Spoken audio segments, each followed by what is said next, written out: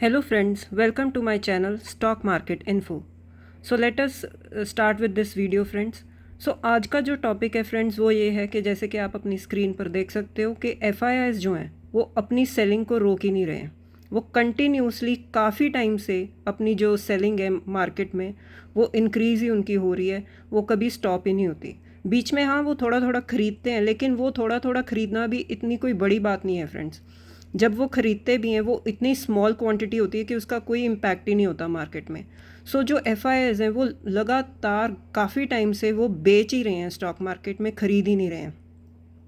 So the question ये है कि FIIs बेच क्यों रहे हैं। इसको समझने के लिए फ्रेंड्स मैं थोड़ा सा आपको हिस्ट्री में लेकर जाना चाहूँगी। थोड़ा सा हम पीछे जाएंगे कि कैसे इन्होंने अपना जो सेलिंग है वो स्टार्ट की थी। सबसे पहले फ्रेंड्स जैसे कि आप स्क्रीन पर देख सकते हो, ये स्टार्ट हुआ था फ्रॉम द पॉइंट सितंबर 2024। सितंबर 2024 में जो इंडियन स्टॉक मार्केट है उन्होंने अपना टॉप बनाया था 26,400 के आसपास। ठीक है, उसके बाद जो है जो FIIs की सेलिंग है वो एकदम से स्टार्ट होगी। बेच तो पहले भी रहे थे, लेकिन उसके बाद एग्रेसिवली उन्होंने बेचना शुरू कर दिया। रीज़न क्या था फ्रेंड्स? High valuations. जो इंडियन मार्केट है वो इतनी हाईली वैल्यूड हो गई थी, उसका PE मल्टीपल इतना हाई हो गया था कि अब उनको लग रहा था, इन्वेस्टर्स को लग रहा था कि इतने हाई मल्टीपल पे अब बाय करना ठीक नहीं होगा। जो हमारे क्वार्टरली रिजल्ट्स भी आ रहे थे वो इतने ज़्यादा अच्छे नहीं थे, जो नंबर्स थे, जो मार्जिन्स थे, जो प्रॉफिट्स थे वो इतने अट्रैक्टिव नहीं थे कि वो इतनी हाई वैल्यूएशंस को सपोर्ट करें। हाई वैल्यूएशंस की वजह से हमारा PE मल्टीपल इतना हाई था कि जो सेलिंग है वो एग्रेसिव होनी शुरू हो गई। नेक्स्ट पॉइंट था फ्रेंड्स कि अब 2024 में स्टार्ट तो हो गई सेलिंग, तब उसके बाद पीरियड आया फ्रेंड्स जनवरी 2025। ठीक है, वैल्यूएशंस हाई हैं, सेलिंग हो रही है, लेकिन फिर भी सेलिंग जो थी फ्रेंड्स वो लार्ज कैप स्टॉक्स में हो रही थी। इंडेक्स में हम देख रहे थे सेलिंग हो रही है। मिड कैप स्मॉल कैप में अभी भी इतने वैल्यूएशंस हाई ही थे उस टाइम, उसमें इतनी एग्रेसिव सेलिंग हो ही नहीं रही थी, क्योंकि FIIs को जो मेन जो शेयर होल्डिंग होती है ना वो लार्ज कैप्स में ही होती है। स्मॉल कैप मिड कैप्स में उनकी ज़्यादा होल्डिंग होती ही नहीं है। तो फिर आया पीरियड फ्रेंड्स जनवरी 2025, जिसमें आपको पता ही है कि डोनाल्ड ट्रंप आए थे इलेक्शन जीतने के बाद, वो प्रेसिडेंट बने। तो उन्होंने आकर क्या किया? टैरिफ्स लगाने शुरू कर दे। टैरिफ्स लगाने शुरू कर दिए, इतने हाई टैरिफ्स लगाने शुरू कर दिए इंडिया पर, तो इतने हाई टैरिफ लगा दिए कि ट्रेड डील हो ही नहीं पा रही थी। इतने हाई टैरिफ्स पर जो जैसे हम इंडिया अमेरिका को एक्सपोर्ट करते हैं, हम ट्रेड सरप्लस में होते थे फ्रेंड्स। इस ट्रेड डील या टैरिफ्स के पहले हम एक्सपोर्ट ज़्यादा करते थे अमेरिका को, इंपोर्ट कम करते थे, तो हम ट्रेड सरप्लस में होते थे।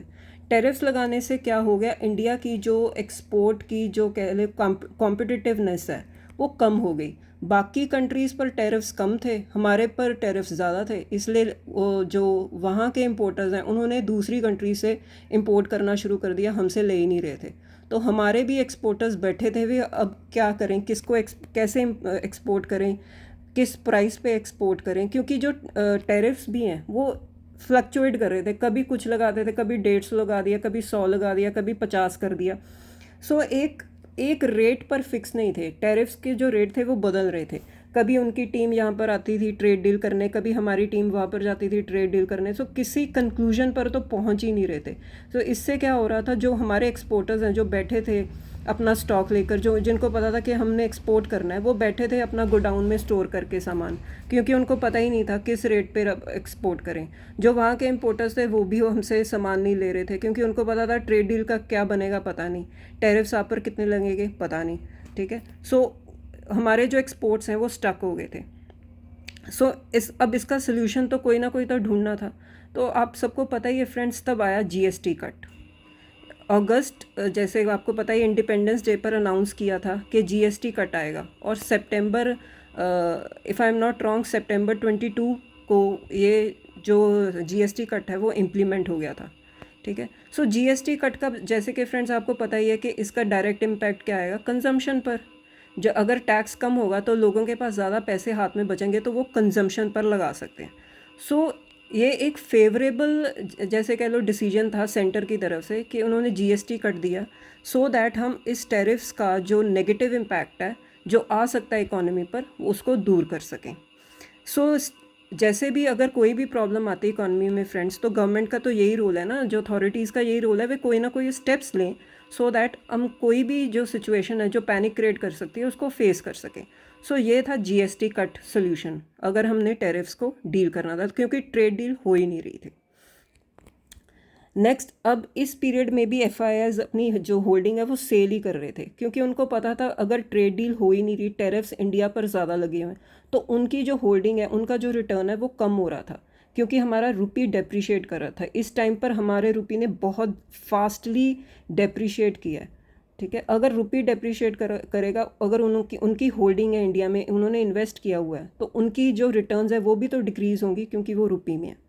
सो फ्रेंड्स, ये था पीरियड 2025 जिसमें जो हमने पूरा का पूरा हमने ट्रेड डील या टैरिफ्स पर ही निकाल दिया। एंड नेक्स्ट आया फ्रेंड्स, वेरी इंपॉर्टेंट, जो आप सबको पता ही है, इज़राइल अमेरिका ईरान वॉर। इसने तो सारा जो मैथमेटिक्स है, जो गणित है, वही ख़राब कर दिया। जब ये वॉर शुरू हुई थी इज़राइल और ईरान में, और अमेरिका के बीच में जंप करने से ये वॉर जो है वो और इनक्रीज़ हो गई, जिसका डायरेक्ट इम्पैक्ट आया किस पर? क्रूड ऑयल पर। क्रूड ऑयल शूट करता करता $120 को भी क्रॉस कर चुका था। अब जाकर वो 100 प्लस पर चल रहा है, लेकिन फिर भी अभी एक लेवल पर सेटल नहीं हुआ है। और जिस भी लेवल पर सेटल हो, $100+ का क्रूड ऑयल इंडिया के लिए ख़राब ही सिचुएशन है फ्रेंड्स, जिससे इन्फ्लेशन आ सकती है। सो ये जब वॉर स्टार्ट हुई, उससे एफआईआईज़ को एक और ट्रिगर मिल गया सेल करने का। उन्होंने अपनी सेलिंग को और इनक्रीज़ कर दिया। सो जो उनकी सेल थी वो किस पर बेसिस थी कि उनको पता था कि जियो पॉलिटिकल टेंशन्स अब इंक्रीज़ होने वाली हैं। जो क्रूड ऑयल है वो वॉलेटाइल ही रहेगा जब तक ये सारी सिचुएशन ठीक नहीं होती, क्रूड ऑयल सेटल नहीं होता। ये जो वॉर है, ये सिचुएशन अब जब तक ख़त्म नहीं होती, ये जो कभी भी किसी पर मिसाइल छोड़ देते हैं, बम छोड़ देते हैं, कभी पता ही नहीं चलता, कभी आज पीस प्लान एक दूसरे को भेज रहे हैं, कभी सीज़ फायर अनाउंस करते हैं, कभी सीज़ फायर को ख़त्म भी कर देते हैं, अपने आप ही कुछ ना कुछ कर रहे हैं। जब तक ये चीज़ें सेटल डाउन नहीं होती, तब तक ये एफआईज़ की सेलिंग कभी नहीं रुकेगी। और ये हमारी प्रॉब्लम नहीं है फ्रेंड्स, ये पूरी वर्ल्ड की अब प्रॉब्लम बन चुकी है, इकोनॉमी की प्रॉब्लम बन चुकी है। नेक्स्ट है फ्रेंड्स, स्ट्रॉन्ग, अब डॉलर जो है वो स्ट्रॉन्ग होता जा रहा है, क्योंकि डॉलर की डिमांड बढ़ चुकी है। क्योंकि हम अगर जब इंडिया की बात करें, अगर हम क्रूड ऑयल इंपोर्ट कर रहे हैं तो हमें पेमेंट तो डॉलर में करनी पड़ेगी, डॉलर ख़रीदना पड़ेगा, रुपये को बेचना पड़ेगा। अगर जो भी चीज़ ज़्यादा से ज़्यादा सेल हो रही है उसकी वैल्यू कम हो जाती है, रुपये की वैल्यू कम होगी, डॉलर की वैल्यू इंक्रीज़ होगी, क्योंकि डॉलर में पेमेंट होगी। और बॉन्ड यील्ड्स हैं जो अमेरिका की, देखो वो उसका जो वो स्ट्रॉन्ग होती जा रही हैं, वो इतने हाई लेवल पर हैं कि अब इन्वेस्टर सोच रहे हैं कि क्यों हम इक्विटी मार्केट में आए, जब वो डिफेंसिव एसेट को अडॉप्ट कर रहे हैं। बॉन्ड जो होता है, वो डॉलर जो है, ये एक डिफेंसिव सेफ एसेट है, इसमें अगर पैसा अब डालेंगे तो बनेगा ही बनेगा।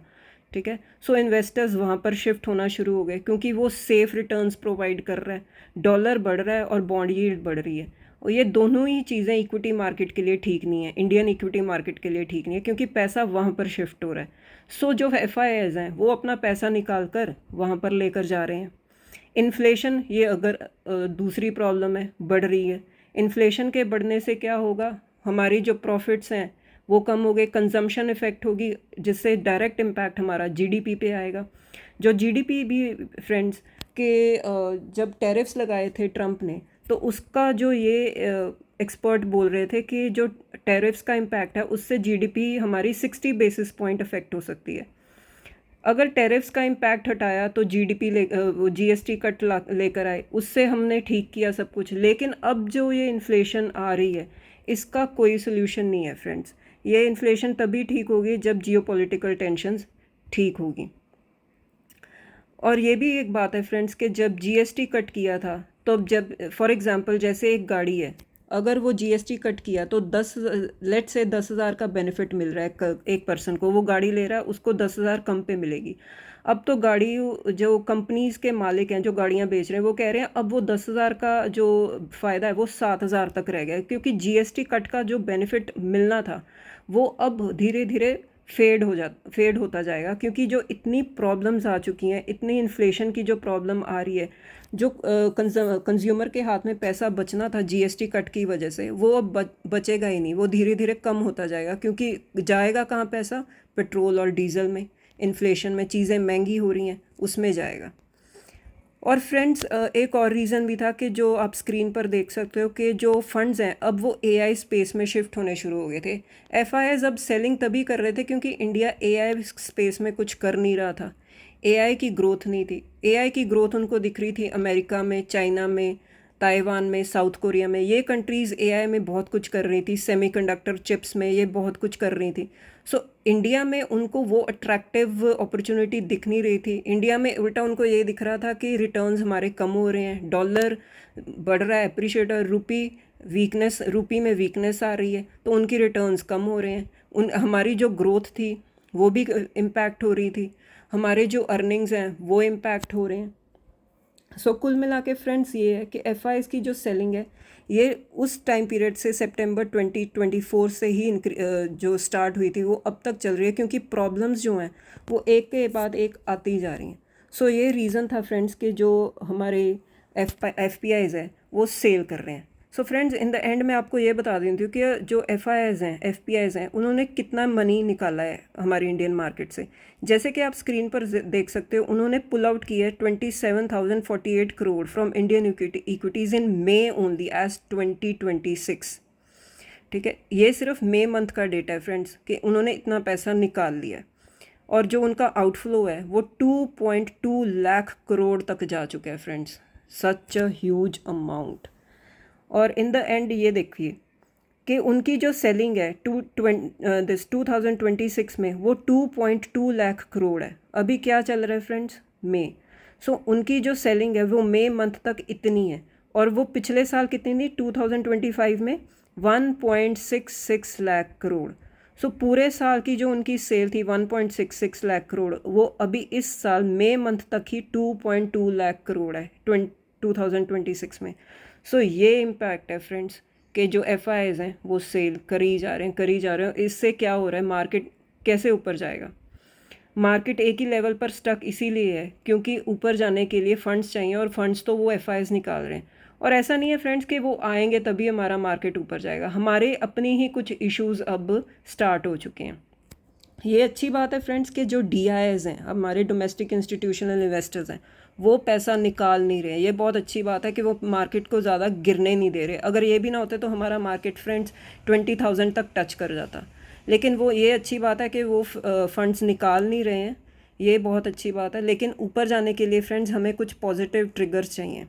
अब जैसे हमारी इकोनॉमी में रुपये का बैलेंस्ड होना, स्ट्रॉन्ग होना बहुत ज़रूरी है, इन्फ्लेशन का कम होना बहुत ज़रूरी है, स्टेबिलिटी आना बहुत ज़रूरी है, जो ट्रेड डील्स हैं जो डिफरेंट कंट्रीज़ के साथ वो एक लेवल पर आना बहुत ज़रूरी है, क्रूड ऑयल का सस्ता होना, क्योंकि क्रूड ऑयल ही मेन जो रॉ मटेरियल है हम इंडिया इंपोर्ट करता है, इसका सेटल डाउन होना बहुत ज़रूरी है। सो ये कुछ चीज़ें हैं फ्रेंड्स जो इंडियन इकोनॉमी के लिए बहुत ज़रूरी हैं सो दैट अब मार्केट ऊपर जाए। सो मार्केट के ऊपर जाने के लिए ट्रिगर्स बहुत हैं, मतलब कह लो कि पॉइंट्स बहुत हैं जिसमें बहुत काम करने वाला है।